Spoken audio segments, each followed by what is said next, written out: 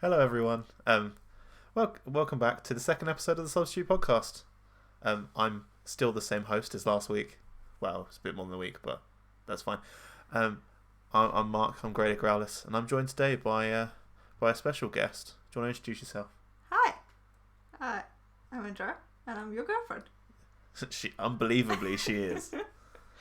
So, yeah, just qualified for this. Yeah, I mean, I thought it was just a lazy guest, isn't it? Really, like I didn't have time to get anyone, so I thought, who better than you? Yeah. You don't collect anything, do you? Nope. Not at all. I'm just not a collector. Well, that's a good start, isn't it? I just never got it. But did you ever collect anything? Did I? I mean, as a child, I guess I did collect Barbie dolls and things like that, but that's just not the same. I mean, it's still things. Yeah. I mean, my brother and I did collect, like the Pokemon toys when we were kids. Yeah, like the figure ones. Yeah. We had like a proper stand for them. But no, I'm just not really a collector of things. Well, they're like, I think we probably need to explain that you weren't born in this country. Yeah, that too.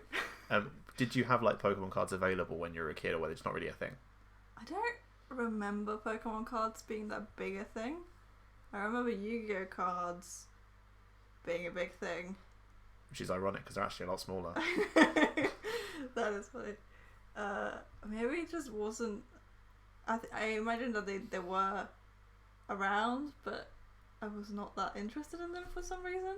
Yeah, so like, did your brother ever? You said just collect the figures, right? Did he ever collect the cards or anything like that? I don't remember. What about the little Tazo things? Were they UK only? I think what are the Tazo things? Have you ever heard Pogs? No. So there's a game where it's called Pogs, and like you have these like discs that you collect, and you have like a stack of Pogs, and the idea is that you have to get a thing called a slammer. You hit it on top, and like you knock as many off the stack as you can, and the person who knocks the most off the stack wins. You're looking at me like I'm insane. I am very confused. Well, my sister's a lot older than me, and she collected Pogs, and she still has loads of them. Okay. They're one of those things that like never gained value. Like they were always cheap, and then they never really got that expensive.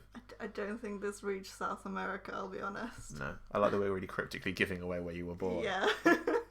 In half an hour, we'll tell you the city. It's quite a lot of countries to choose from. Like, yeah. Oh no. It's French Guyana. No. So yeah, it's like, so obviously I started collecting Pokemon.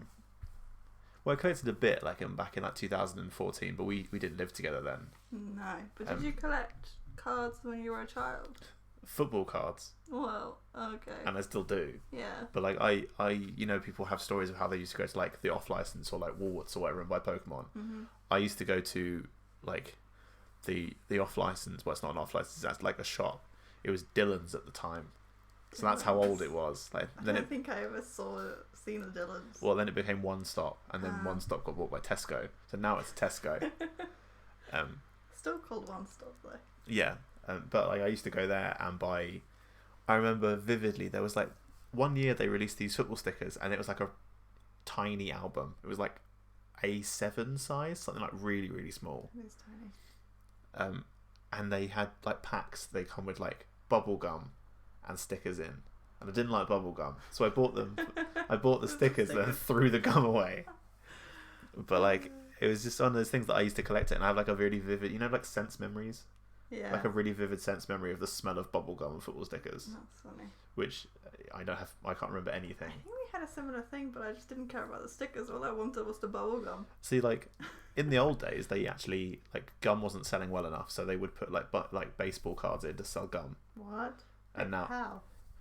Because like people would like baseball, right? Yeah. And then they would just be like, well, you can buy our 5 cents worth of gum. If we put cards in with it, you'll pay a bit more. I guess the only similar thing I ever had was the Panini Football World Cup albums and those stickers. Like that was the only thing we were quite obsessive about. Like as a whole family, when we would I would go to school and trade the stickers with friends, and my mum and I would go to like the local super shopping centre, and like there were a group of people that would go and trade the stickers. Yeah. And that would happen every 4 years, but at no other time were we. So it's just you, loads of collecting 8-year-olds and their dads, basically. Basically.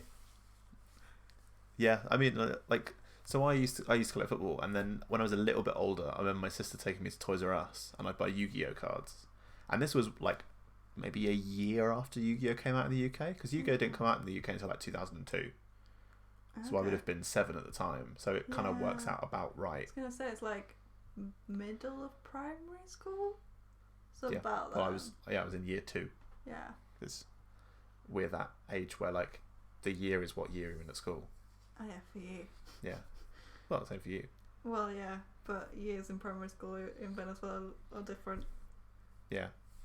But like, yeah, so I didn't collect Pokemon, and then I remember I was in my house in second year with one of my housemates, and I just saw them online, and I was like, I should buy these. It'll be fun. So I bought a couple of booster boxes, some packs, and I opened them, and then I eventually needed the money, so I sold most of them. I sold all the bulk, which even now is not worth very much, so it's not like that was a big deal. But like, I still have I used to keep all the pack wrappers. So I still have all like the empty packs of the things that I opened back in like 2014. What? And like, they're worth a lot now. At the time they were worth nothing. They were like, you know, they just come out, they were like £4 a pack. So, but then yeah, and then what did you think when I got in seriously in about 2000? It's about midway through 2019. Yeah, it was some time around then. I don't know, because I don't think even back then when you started collecting, I didn't think it would be as big as it is now.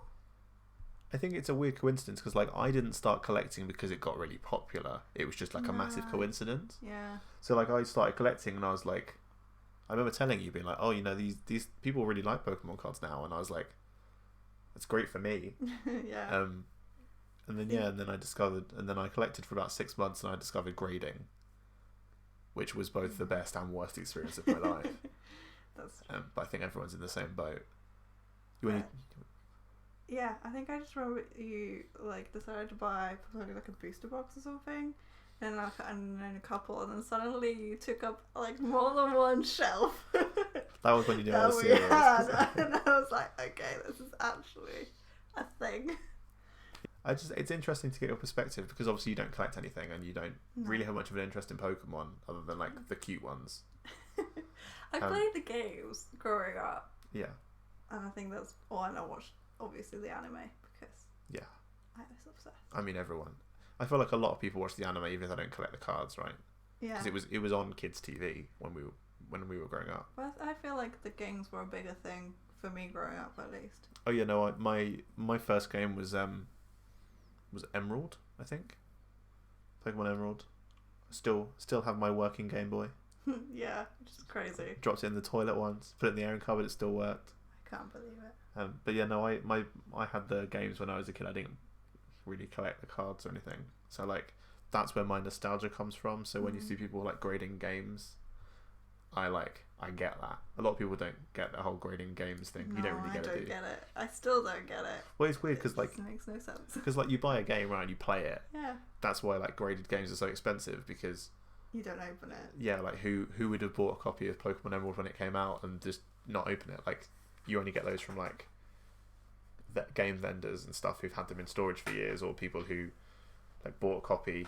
Maybe they bought like 2 copies for their kids and only needed 1 or something. It's like they're really hard to get hold of. I mean, it's the same thing with like collectors who collect for like say like Star Wars and like all the toys that came out for that, but they won't open them, the figurines and stuff, because that's the best condition. But tell that to me as a 10-year-old, I would be like, what? Oh yeah, no, like if you to be fair, if you'd have told me that it would be worth £4,000 plus or whatever in 15 years, I still would have played it. I wouldn't have cared. Like packs that I opened back in 2014, like if you told me that I opened a box of Dragons Exalted and it would be worth £2,000 in 7 years, I would have still been like, but it's not £7,000 now, is it? Like, yeah, I've always had this philosophy of like, opening is fun, and like, I don't know why, like a lot of people nowadays keep like sealed collections, and the only reason I have a sealed collection is either to like medium term invest, or like invest like just, you know, put it in I like, you know, when I make the mystery boxes and stuff, put those in there. Yeah, that's true. Oh yeah, I make mystery boxes if anyone wants one. They're cool. Well, you have to say that. Well, no, but they look cool. Okay, And you put a lot of effort in it. But yeah, so like I keep it for that, or I keep it to like open down the line, and down the line usually means like at least a minimum or maximum like a month, because I get, you know, I just really want to open it. Yeah. You know me, I'm terrible at not opening stuff. That is true. Like some stuff is like unopenable. Yeah, but like most of the stuff I have is like I buy it and I'm like, oh, I won't open this, and then I open it. Yeah. Suddenly you're just at the table opening that one booster box that you said you weren't going to open. Yeah. Well, I'm not let's surprised. let's not go all. No, it's not a booster box. It's like maybe like a tin. Yeah. I have to ask you, what's the one thing that I've bought that you're like, why did you buy that? Is there anything? I don't think there's been like one thing. So there's multiple things. There's so many things. Maybe just like the amount of stuff that you've bought. And like, especially at the beginning, I think that it was just, you know, I'm also like surprised at how often they come out. Oh yeah. And I think that's also why I was like confused at why you were suddenly buying all these boxes and all these like things. Yeah, because when I started, I bought the Elite Trainer boxes. Yeah. But because there'd been so many, I like back bought them. So like it looked like that loads of stuff was coming out, but it wasn't. They'd just already been out. But even then, stuff does come out of Pokemon more regularly than I would have expected it to. It's 4 sets a year. Yeah, that's a lot if you think about it. Well, yeah. Just in my mind. But when you look at like sports, right, they release 6 variants of the same product a year. That's true. But again, I don't get sports collecting either. Sports is weird to me because like sports, it has this like Pokemon has like a no real world aspect. Like Charizard's not gonna like tear his ACL and be worth less. That's true. Like it makes no like it's.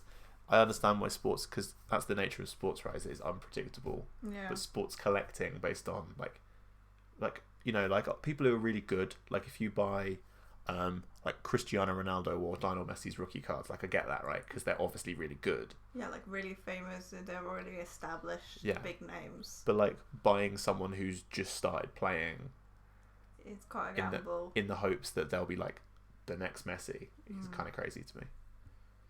Yeah. But yeah, like so that it makes even less sense to me than say Pokemon. Yeah. I get the Pokemon thing is also partially nostalgia and the fact that you know you just enjoy Pokemon in general, but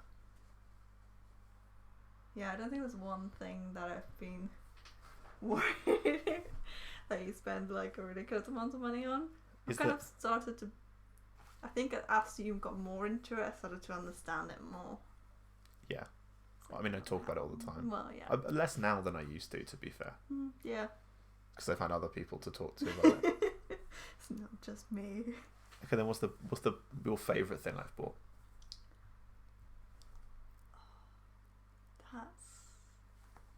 I mean... Is it the Eevee? It might be the Eevee, or I also think the signed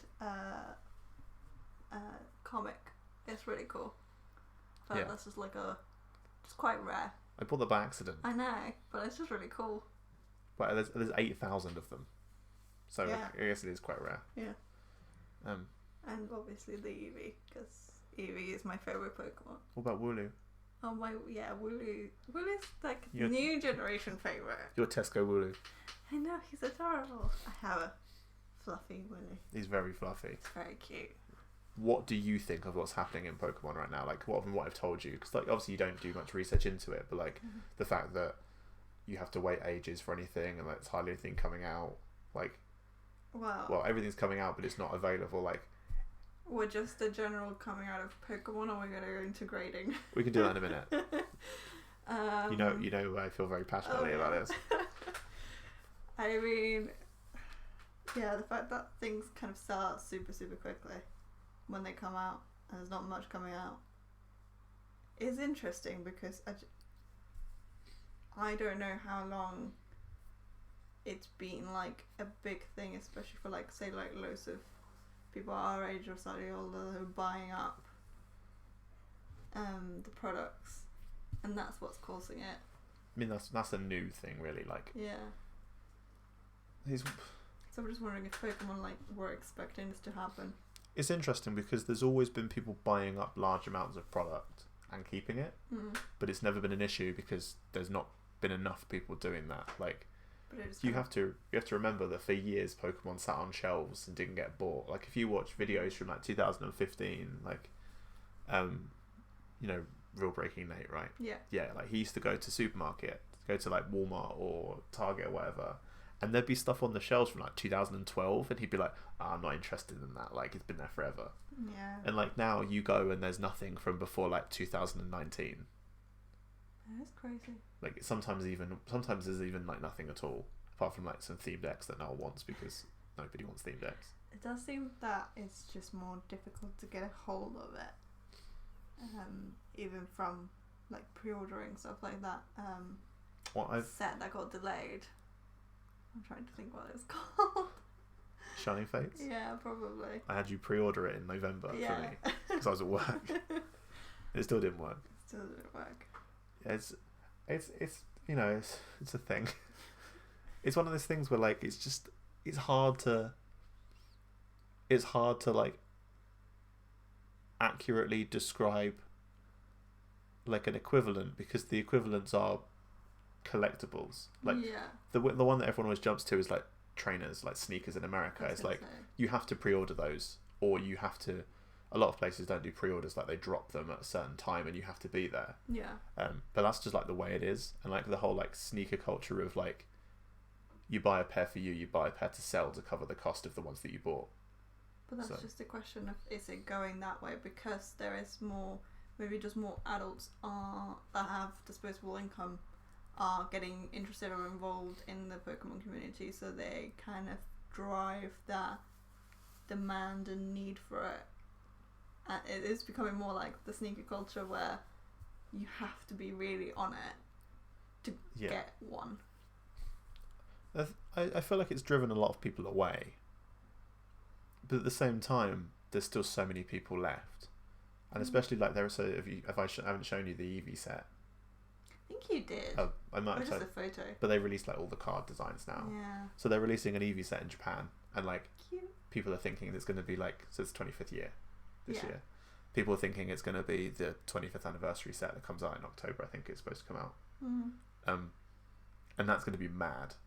Because I don't particularly care for Eevee and Evolutions that much. How could you? But like the cards look cool, and if you like Evolutions a lot, like you're gonna want it. A lot of people from our generation would, because that's the generation we grew up with. Well, it's like why a lot of people like Charizard. Well, like Eevee is marketing genius because if you don't like Eevee, there are 7 alternatives. Yeah. And everyone likes at least one of them. I know. It's marketing genius that they kept. Apart from Leafeon. No one likes Leafeon. Yeah, no one likes Leafeon. Why is that? Don't know. It's one of the later ones, isn't it?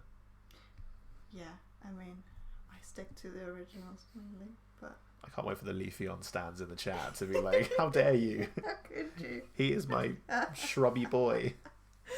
Flareon all the way. I've always been Vape Nation. I know. How it is. But yeah, like when that comes out, apparently there's also supposed to be another set which has got like based around Rayquaza, which is probably a Pokemon you don't really know. No, I mean I know which one it is. The big lizard. Yeah. Yeah. Not my favourite, but no. I but think like it's a cute Pokemon. But like that apparently that's supposed to be coming out in Japan as well, and that might be part of the 25th anniversary. Like people don't know because no Pokemon haven't announced anything in English, so they might do. It's called Eevee Heroes. They might release that in Japanese and then be like, you'll get it next year. But who knows? Generally, when they release a set, it comes out like a couple of months later in English.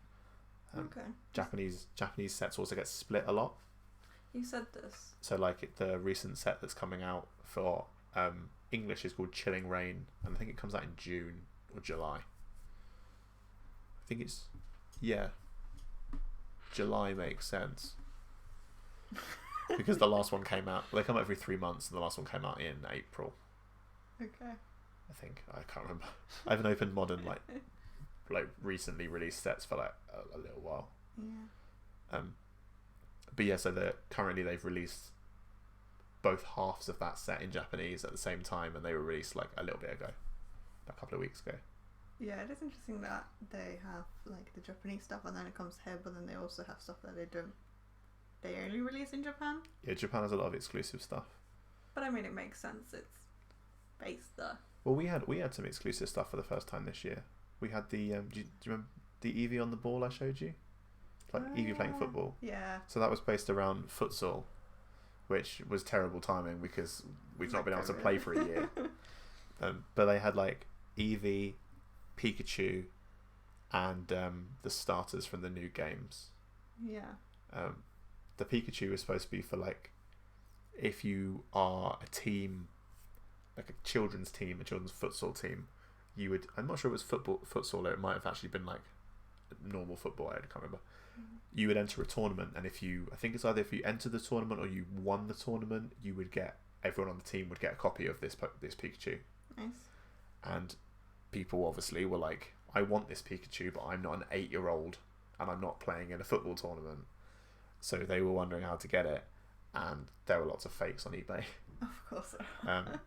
But the card has not been officially released yet. And people are questioning whether or not, like, they should come out at some point, but people are questioning like whether they'll actually release them. Yeah, I guess there's that whole controversy as well with like the American cereal one. Oh yeah, that's now worth very little because it's in every box of cereal. Yeah, it makes no sense. Well, we're expecting McDonald's in 2 weeks, like the McDonald's Pokemon cards to come out in the UK in 2 weeks. I just find it really funny if loads of people went in and like bought like 5 Happy Meals just to get the cards. There was a video of a guy who bought 100 Happy Meals to get the cards, and they were like, "We can't serve you you can't buy the cards." So they stopped people going in to just buy the cards. So you have to buy a Happy Meal. Yeah. So did you ever when you were a kid, like, you collect the McDonald's toys and you need one toy left, and your parents would go and like, just buy it for you? I would have that, but I don't think I ever had actually managed to collect even half of the amount that was in the collection. Your cholesterol wouldn't allow it. Yeah, no, like there used to be a thing where you could go in and you could just be like, I want that toy. Do you have it? And they'd be like, yeah, sure. It's $1.99. So a Happy Meal would be £3 or whatever, and you could buy it for $1.99. Crazy. And they did this with, and tells you a lot about McDonald's. And obviously they wanted to allow people to just buy the Pokemon packs. They didn't realise initially how bad an idea that was. Yeah. So you would get a guy who would go in and be like, I want 100 packs, and they'd be like, okay, it's $200, and then he'd take it home, go on his Facebook group and sell them for $10 each. So he'd make $800. That's mad. I could talk for hours about the pros and cons of scalping and how it's like been massively demonized, and anyone making money is now scalping, but it's a different episode. So you're aware that PSA is taking a year or so to get people's cards back. Yes. Crazy. As a person who has no interest in grading or cards, anything. What do you think? I think it's crazy. Actually insane that they get away with it. There's an audible sigh there.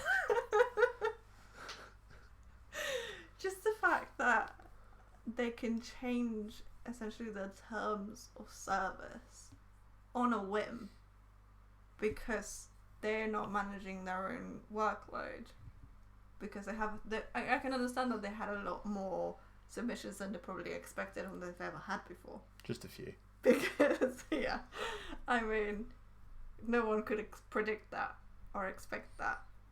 But it's crazy to me that a company would have no repercussion for just changing their service like this. Or, having a service that was meant to take, 3 months? Yeah, about that. If not a bit more. Initially it was 45 working days. Okay. And then it was 60, and then it was 120, and now it's we'll get them back to you when we're done. Yeah, that's mad. It's been a year since you sent off your first upgrading? No, I sent mine in July. Oh, okay. So it's been well, I submitted them in the middle of July. So they probably wouldn't have got it until like August time. Well, with Graded Gem, they used to submit them all at once. So that's what I mean. Yeah, so they would have got them like maybe like second, third week of August. So if we say that, it's been what? August is the 8th month, so it's been nearly 9 months. Yeah. Basically, that's crazy. Yeah. If you went to any other type of service anywhere else, especially in the UK, I feel like, I don't know how the rules work with the US, but you would technically have grounds for, or just the service is not what they said they would provide. Yeah. And just the fact that there's no like, I don't know what I'm trying to say. It's just basically like there's no repercussions and there's no sort of lessening of fees for the time that it's taken them to turn around a product. Yeah, there's no real compensation for it taking this long. Yeah. Like whether I submitted in, so people obviously submitted. They closed a bit for COVID. Yes. Which I'm not complaining about. They were That's fair. That was in March last year, and they opened in. I think they opened like the beginning of May. They closed for a couple of months, and so people who submitted last May have started getting theirs back now. I can completely understand the fact that they probably had a lot to catch up with, and then had a load of submissions come in. I mean, not only Pokemon but sports and I imagine other types of grading. It's majoritively services. Sports, honestly. Yeah. They do other things, so they do like booster packs and PSA grade. Like they initially started off as like a memorabilia authentication place, so they would do like signed baseballs or signed footballs or tickets from sports events. Yeah. So like if you had a ticket from like the 1997 Super Bowl final, you could get it authenticated to say it's really that ticket, and it would get graded. It just seems interesting that if it was any other industry, any other service provider, I think it would receive a lot more backlash than they probably are having to deal with. And that brings me on to my next talking point, which is there are lots of new competitors to PSA. Yes. So I've told you about Beckett, right? Yeah. Which are probably they're the second biggest, basically. Yeah. But then there's CGC, which are they're new-ish. They've been grading for years, right? But they're newish to Pokemon. But there's a lot of smaller grading companies that have started. Yeah. So I want you to tell me what you think of each of the slabs from a design point of view. Yeah, from a design point of view. Okay. I don't pay any attention to the cards that are in them. I just got them off eBay. That's fine. So this is for reference. I am a designer by trade. Well, you're an architect. Well, not yet. So you're like a functional designer. Yeah. So this is the PSA, right? This is what PSA slabs look like. Yes. I've got a few. Yeah. Right. What do you think? What, out of a PSA slab? Yeah. I feel like it's quite a traditional design. Just in general, it does make me think sports. Yeah. When I look at it, I don't know if it's just because it makes me think of baseball. I feel like it's just neat. I'm not a fan of the font, I will say. Yeah, you're very very picky about my fonts. Yeah. Right. Like it's fine. Yeah. So we'll go Beckett next. Quite pared back, so I'll say. It's very simple, isn't it? I quite like that though. Simplicity is nice. So we'll go Beckett, and the thing that Beckett introduces that PSA don't have is two things mainly. One is subgrades, which the Carlo pick doesn't have because why would I pick a good example? And the second thing is they introduce a numbering system. Well, it's both colouring and numbering system for their labels. So let me find you one. So this is a Beckett 10, like gold 10, right? Oh yeah. To be fair, that is really nice. That's still quite pared back. I don't like the fact that the subgrade font is different to the general text font. I've never noticed that. It's slightly different. It's only in bold. That's why. Okay. I'd probably not have it in bold if it was me. Yeah. No, I quite like the Beckett one. So, Beckett have a thing that PSA don't have as well, which is a black label. Now let me try to find you a Beckett black label, because if you're gonna like anything, it'll be the black label. Yeah. Yeah, probably. I feel like Beckett's looks a bit more like they're trying to be more upmarket. So this is what a black label looks like. Yeah, that's pretty. But they're also incredibly hard to get, which is... Again, I don't understand why the subgrades are in bold. I've never noticed that before. This is gonna annoy me now. So CGC graded comics for the longest time. Yeah. Like if you have a comic, then there's a pretty good chance that it's graded by CGC or there's other companies, obviously. So CGC last year started grading Pokemon cards because they saw a gap in the market and they went for it basically. So this is what CGC slabs look like. The audible pause is the fact that like it is very. I can see where it's coming from with the comic books like background. Yeah. I don't like the fact that the edges are round. Well, the slabs. Yeah. Okay. That's not my thing. I also just don't like the font. I'm just No, I'm not a big fan of the font either. It's yeah. I see where the history of comic book sort of theme is coming from. Yeah. So go for another one. Yeah. There's quite a few. I won't do every grading company, but fine. So there's a grading company in France called PCA. Yeah, you told me about that. Yeah. And I feel like they're quite overlooked. Like not so much now because people submit anywhere, but like for the longest time they were overlooked. They had quite a cheap service, and they have adorable little slabs, and they look like this. Oh, that's quite cool. It's very different. Yeah, I feel like it's neat. Yeah. I find it interesting that they have a background to the actual label. So CGC do as well. You just couldn't see it very easily on the label. Yeah. Obviously, it's worth saying that these are just eBay photos, so the quality of the photo dictates a lot. Yeah. But I feel like it's quite. Yeah, that's alright. Interesting with the little star. Yeah. Bit different. They also have a special 10 qualifier. It's worth saying that CGC also do. It's a special. So a qualifier being like, technically, qualifier is not really the right word. They have like a grade above 10. Oh, okay. So PCA have 10 plus, which is like literally perfect. Wow. PCA also has something that other companies don't, where they will grade foreign language cards that aren't Japanese. So they will grade French, German, Italian, Spanish, Portuguese, or everything like that. Will PSA and CGC not? No. Oh, interesting. PSA grade foreign language base set. Okay. But not any other one. No, they'll do Japanese as well. Oh yeah. But they won't do Korean, for example. Yeah. They won't, like PCA also have like a strong European market because people who are French collect French Pokemon cards, and if you want a French Pokemon card graded, PCA are the place to go, basically. Yeah, I mean it makes sense if it's based in France to allow European languages. Go for get graded.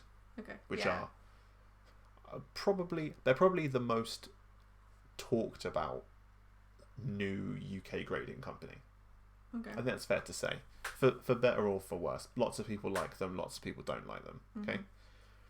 I think it's fair to say they had quite a rocky start, but it seems like at this point they are actually reliably grading cards to a reasonable standard. Okay. I've never had one of their cards graded, so I don't want to, and I reached out to them and asked them about their grading service, and they were very nice to me. So, you know, I've not had a bad experience with them, but some people have, and I think it's not fair to just say like they're terrible. Yeah. But this is what their slabs look like. I'm trying to think. It's quite nice. Quite interesting logo. They have a very shiny back. Ooh, very shiny back. Yeah, and the text is like quite small. The like numbering is. Yeah, I think that's quite neat. They changed the design quite early on. Really? So it looked different before. I can't remember exactly how it looked. Mm. There's a company called Pokégrade, Okay. who I can't actually find because it changed their name on eBay. So Pokégrade are a newer company. They have been grading for not that long. I think it's fair to say. They basically introduced a system where they believe that grading cards should not be equal because some cards have inherently poorer print quality. Okay. So from what I've gathered, and I could be wrong, if I'm wrong then that's on me, but they have released a thing that basically when they grade your card, they give you a detailed explanation of why it got the grade it got. Okay. So if you look at so we're on their website now. Yeah. So if you go to their card lookup section, you can enter any card's serial number. So we'll go for, I know 8. They've gone up at least to 8, so 8 exists.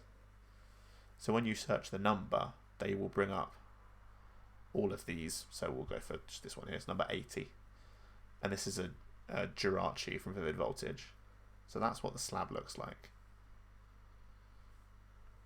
The founded by you thing is, I think, the first however many they basically are putting it on there to be like a thank you to the users. Okay, I see. See, they're more like similar to PSA and like the fact that they're just like a simple 2 colours, bit more sporty looking, like not as much going on in it. I find I just don't like certain fonts. Yeah, I know. And like stuff, but yeah, it's quite neat. It's quite minimal. I quite like minimal. Yeah, so they give you a grade, and they also tell you why it's got that grade. So for here it tells you that there's minor white speck printing error, and that's why it got a 9. Yeah. I guess that's quite nice because I feel like sometimes from videos you watch of people getting their sort of graded returns, whoever it's from, sometimes it feels like they don't really understand why I got a certain grade. Yeah. And they can't really find out unless they choose to resubmit it and see if it gets the same grade again. Yeah. Which seems a bit silly. So I think that's quite nice because you actually understand why I got that grade. Mhm. Really? HGA is the company I was trying to find, and they're called a hybrid grading approach. Okay. And finding their slab is proving difficult. I'm not going to lie. I'll see if I find an image. Here we go. So they offer a service where you can customize your label. Oh, okay. And you can customize your label to the card design or the team that they play for.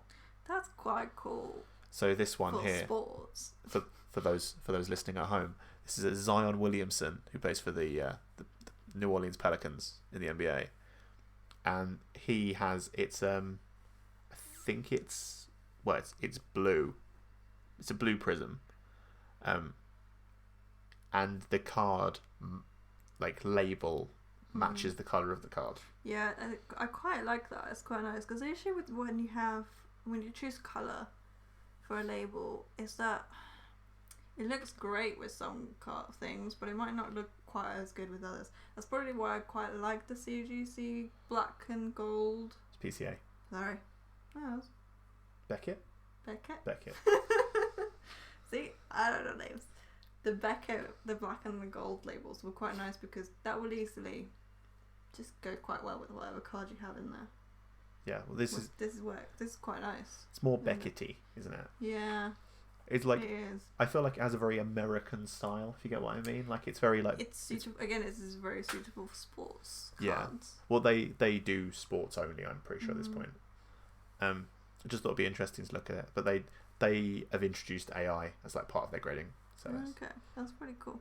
Yeah, It's quite a nice label.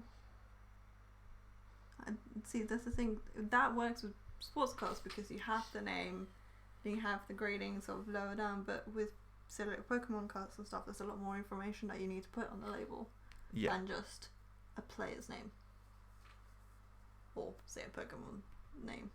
Yeah.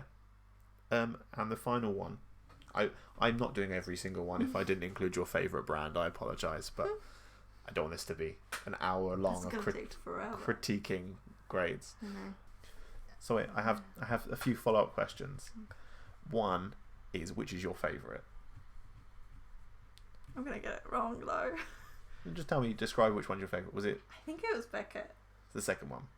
Yeah. Was it the black? Was it the gold, the black label? I like both. You like both? Yeah. So Beckett also offers silver labels. Say offer. You get assigned to them. I was gonna say it was less than gold, like Silver and then white. oh, that would be okay. So they're all with black text. Yeah. No, I think that would work too. I quite liked it. Yeah. It's kind of more. It feels a bit fancier design wise. Yeah. I quite like it. I still really like the PSA ones, but it feels more old school. I feel like PSA feels a lot more like official. PSA. Yeah. No, It's like, I feel like it's less like PSA is less fun. Like if you look at a PSA slab from like the early 90s, the only difference is that they don't use a typewriter anymore, yeah, and the font has changed accordingly. I don't know if it's that. It just feels more old school. Feels more like sports to me. Yeah. Trying to think. So the next question is, if you had to buy a card, would it be in a Beckett case? If you had the option of all of them. If that was my only deciding factor. If you same condition card. Any card I wanted. Yeah, regardless of what value it being or in. Anything, Yeah. Probably. So you had the Eevee card that's currently on the wall. Oh, cute Eevee. If you get that any, you get it in Beckett. Yeah, probably. I think so. So again, there's no wrong answer. No, I know. Nothing against the other ones. I'm trying to think if there was another one I really liked, but I think the Beckett one was my favourite, really. Yeah. The Great Graded one was quite nice too, but yeah, I think it'd be Beckett. Yeah, that's fair. Yeah, I mean Beckett is basically the second most popular. Yeah. By volume, not necessarily by opinion, but you can kind of. PSA has a premium on price, and that's why a lot of people submit to PSA. Yeah. It's a weird sort of thing where like the grade for PSA and Beckett kind of like if you get a black label from Beckett, that's worth the most. Interesting. And then a Beckett 10 is usually around the same price as a PSA 10, depending on. So obviously with Beckett 10s you can get subgrades. Yeah, that's an interesting thing. And the way that it works is that Beckett round down. So if you a pristine which is a black label, which is 4 10s. If you have 3 10s and a 9.5, it's a 9.5. No, sorry, it's a 10. Okay. But it's a gold 10. Not a black 10. Yeah. Okay. If you then have 2 9.5s and 2 10s, it's a 9.5. Okay. Is it 9.5 or is it a 10? I get your point though. Yeah. That it rounds down. Yeah. I could just be very wrong, but I'm pretty sure that's how it works. Okay. But obviously you have the variance in the subgrades. So a 0.5 subgrade can affect the price massively. Is it just kind of more reputation and also worth that drives the market for certain places in specific? Or the fact that they've been going longer? Reputation is a big thing. Yeah. I mean, Beckett offers you something that PSA don't, which is an explanation of why you got the grade you got. Yeah, especially having the subgrades. So I heard that before everything, everything collectibles wise blew up in price, Beckett weren't getting as much. Beckett were getting sports, but they weren't getting as many other TCGs, and they considered getting rid of subgrades to make their turnaround times faster, to make them more approachable to people. Interesting. Obviously, this didn't happen. Yeah, no. But it's quite ironic that now the subgrades are their biggest asset. Yeah. Like there are lots of people who you will send a submission to PSA, and as a function of PSA's volume and output, they will probably never offer subgrades, and they never really offer explanations. Like with Poker Grade, they offer you a detailed explanation of why you got the grade you got. PSA don't have time to do that, which leads to people getting grades back that they didn't expect, which are lower or sometimes higher than they expected. I feel like with the complete marketing point from Beckett's side of what they offer, and that's different. Yeah, like with Beckett, you know why you got the grade you got. Yeah. And there's no question. You can argue it, but you at that point you're arguing their judgment, not their grading. I guess you can argue a specific subgrade. Well, people do when they resubmit. Okay. So resubmitting is an option, right? Yeah, which seems weird. What you're supposed to do, like if you actually resubmit, you're supposed to submit it in the case that it's currently in, and they reappraise it, and if they agree that it should go up, they take it out of the case, put it in a new one, and they can send it back to you. In practice, what a lot of people do is that they feel, which I feel like you can't not be biased by the grade a card currently has. People will crack it out of its case, submit it as a new card, and get a grade, which has been going on for years. People have been doing this for as long as grading's been a thing. PSA recently added AI grading, and they're apparently able to stop this. They're able to recognize cards based on tiny, like, microscopic imperfections that can stop people submitting the same card over and over and over again. That sounds interesting. It is interesting because it basically locks cards at the grades they're at now. Yeah. Again, that's another entire episode based on like what AI grading brings and what it detracts from I guess grading. the whole point of grading, though, is that it is a slightly subjective thing. Well, even in the AI system that they've shown, they have a grade for eye appeal. Interesting. But how do you... Eye appeal is a thing that they consider. Like, there's a reason that in the grading scale, if an imperfection's on the front, it affects the grade a lot more than if it's on the back. Yeah, of course. And like in sports especially high-end vintage sports cards, centering is massive, because centering not only affects the grade, but it also affects the eye appeal. Yeah. Because if you have a baseball card that has a white border and it's way off to one side, it looks terrible. So you're in a situation where, like, a lot of people in Pokemon and Yu-Gi-Oh and Dragon Ball and stuff collect miscut and off-cut cards, off-center cards. Yeah, I guess because it's just different. It's a cool novelty, right? Don't get me wrong. There are people in sports who collect miscuts and off-center cards, but there's generally not a big an audience because an off-center sports card looks horrible, like really off-center. Yeah, I guess to be fair, a Pokemon off-center card just looks funny. Yeah. There are people who collect it just for the novelty of it. So. Yeah, I can understand that. But yeah, I think that's probably a good place to end it. One last thing, my recurring segment, which is called Route 101. Okay. And it's going to be fun for you to answer this. Oh dear. If you could get rid of one thing about Pokemon, what would it be? Doesn't matter what it is. It could be big, could be small. Could be something that literally no one else cares about. I don't know, because I'm just not that in it. Well, yeah, that's why I said it would be interesting. How about if I expand it? One thing about collecting in general. Okay, I think it would probably just be the scammy people, but that's just in anything. Just because I feel like it just sucks that there's people out there trying to make money out of people who are just generally enjoying a hobby, generally enjoying something, and they want to get, you know, the thing they're collecting, and they're enjoying that, and there's people who are just trying to make money out of that, but scamming them. It's not nice. Yeah. Don't do it. I think that's fair. Yeah, so it's been nice chatting. I mean, after this we're going to go watch a movie or something. Yeah. So it's not like normal where we go our separate ways. But no. Thanks for giving up some of your evening for a chat. That's alright. I hope it was interesting. I think it was interesting. If no one else does, then that's their problem, That's isn't it? Problem. But yeah, so yeah, I'll be back again at some point in the future. Hopefully next week with another guest.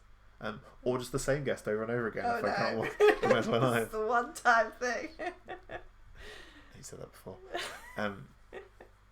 So yeah, it's been lovely. Bye. See you next time.